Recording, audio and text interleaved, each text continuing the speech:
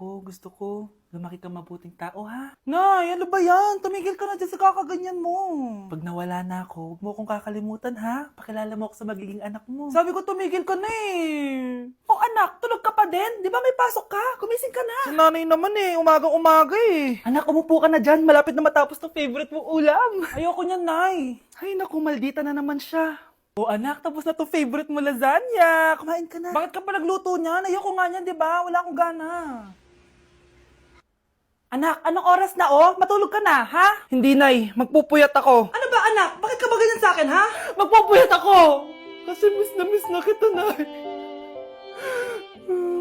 Miss na kita, nay. Happy Mother's Day, nay.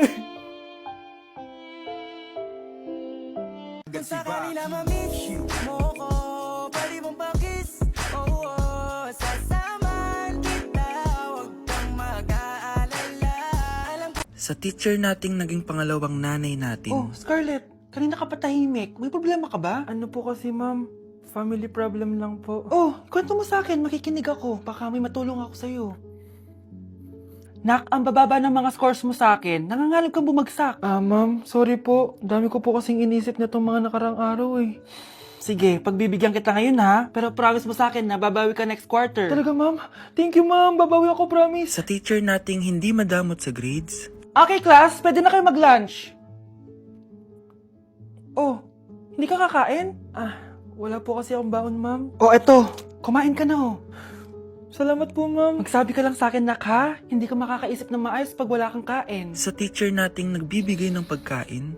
Sa lahat ng mga teacher sa mundo na nagturo sa amin kung paano lumaban sa buhay, Happy Teacher's Day. Anak, gising na! Ala, iniluluto ko! Ay, Diyos ko! Anak, kumain ka na dito! Nakakamiss si ate, no, Nay? Dati, kasama lang natin siya kumakain dito. Miss ko na din ate mo, anak. Wait lang, tawagan ko.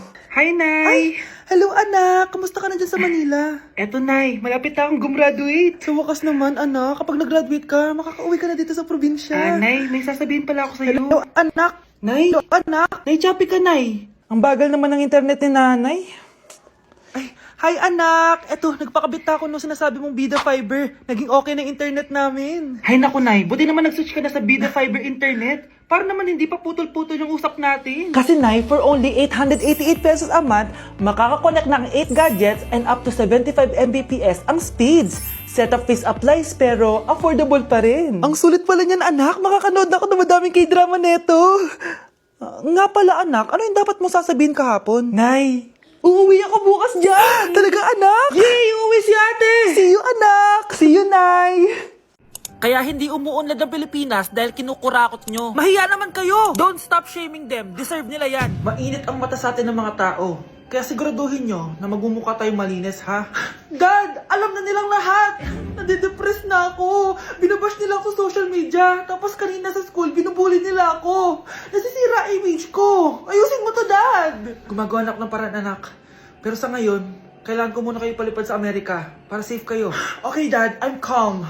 Bigyan mo ako ng 10 million pang shopping ko doon, ha? May mga mag-iimbestiga dito. Kaya lahat ng mga luxury cars namin, itago nyo muna. Hindi nila pwede makita yung mga yun. Base sa report na binigay sa akin, may ghost project daw kayo. Totoo ba yun? Wow! It's a yes or no question. Bakit di ka makasagot? Your Honor, kakusapin ko po muna yung lawyer ko. Ang kakapal nyo. Halata naman sa mga kilos nyo na guilty kayo. Kamusta na kaya sila, Mom and Dad? Sana okay lang sila. Nawala sa garahe ang 10 sa 12 luxury cars. Pati mga sasakyan tumakas na. Hindi kami papayag na hindi kayo mananagot. Hindi kami mananahimik sa issue na to. Are you liking this song so far? If so, this opportunity maybe for you, maybe for you, maybe for you, you. Arizona B is for Vegas models. In the moonlight, my honey, I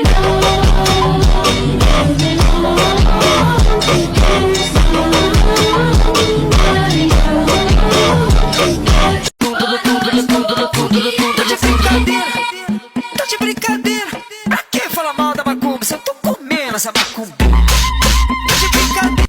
Hala! Ang dami kalaban! Miss, huwag ka mag-alala. Ililigtas kita. Huy! Salamat muntikan pa tayong matalo dahil sa akin. Okay lang, add mo ko Clyde Joseph yung pangalan ko. Pataasin natin rank mo. Clyde Joseph? Kapangalan ng crush kong kapitbahay yun sige. Bes, alam mo ba, nakalaro ko kagabi yung crush ko. Teka, yung kapitbahay nyo? Di ba matagal mo na crush yun? Oo, Bes. Sana makalaro ko ulit siya mamaya. Ayan na naman siya, Sana makalaro ko siya ulit. Bakit di siya online? Ay, kainis. Di ko siya nakalaro ngayong gabi. Wala ding signal dito. Si Clyde ba yun? Uy, Scarlett. Sorry, di ako makakalaro ngayong gabi, Nawalan kami ng internet, kaya pala. Akala ko ayaw mo na akong kalaro, Ha? Grabe ka. Crush nga kita, Ha? Ano yun?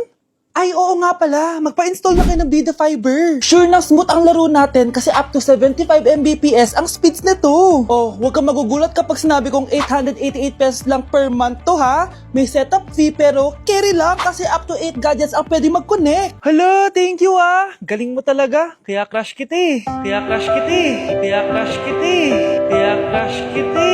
Mga anak, gumawa na kayo ng assignment nyo. Aba, anong nakain ng mga to? Himala hindi nagsa-cellphone. Gusto kasi namin ng mataas na grades, Nay. True, Nay. At dahil dyan, deserve nyo ng ganito.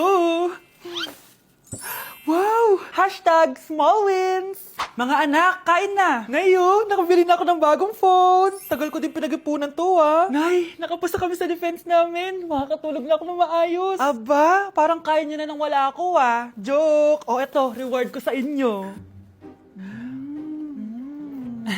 Gutom na gutom? Mga anak, ang bilis niyo namang lumaki. Oo nga, Nay Piruin mo, may business na ako. Oh, Nay, may bahay na ako!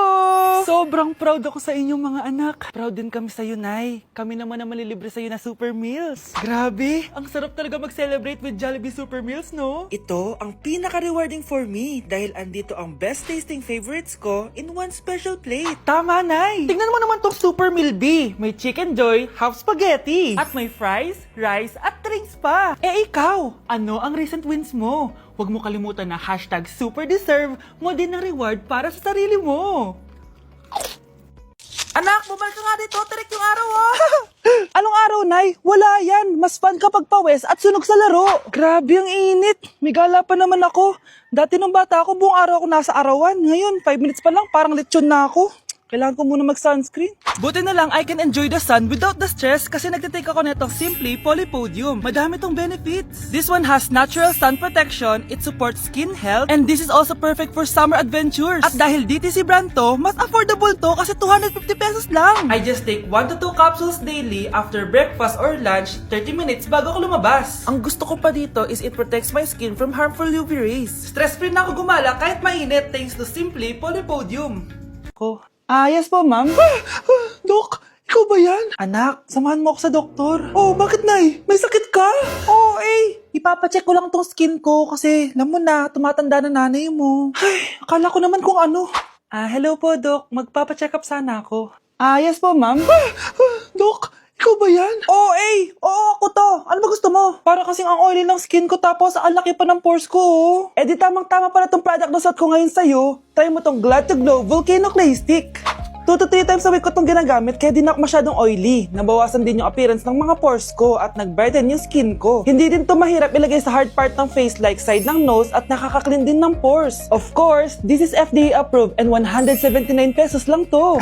The best ka talaga, Dok. Parang kailangan ko din yan, Dok. Oo, Scarlett, bagay to sa'yo. Lagyan mo buong katawan mo, Ay, salamat, makakapagpahinga na ako. Hindi makakatulog na ako. Ano naman yan? Be, nasan yung part mo sa research? Kailangan na natin yun. Kakauwi ko lang, tama? Tayo ay nasa bahay. So, ang mga schoolworks, yung mga research, iwan natin yan sa school. So, kapag kakauwi ko lang at gusto ko matulog, imbes na wag kang tumawag, anong ginawa mo? Nasaan yung research natin? Tapos mo na ba? Be, kakauwi ko lang. Hindi ako robot. Kailan ako tumawag sa'yo at nagganap ng research na kakauwi mo lang? Never. Ang tawag doon, konsiderasyon. Hindi naman tayo babagsak kung magpapahinga tayo, di ba, be? Maliliit na kasi tayo, kailangan natin magpasa. Aba, be, pwede ba ako magpahinga? Hindi lang naman sa school umiikot yung buhay ko. Kaya nung tumawag ka, napagaroon ako, Aba, sira ulo to, Kakauwi ko lang, Pahinga din tayo, babe. Baka bago natin mapass yung research natin, mapass away tayo. Sige na. Anak, bumili ka nga ng paminta kila Aling Bebang. Isa lang ha. Sige po, Nay.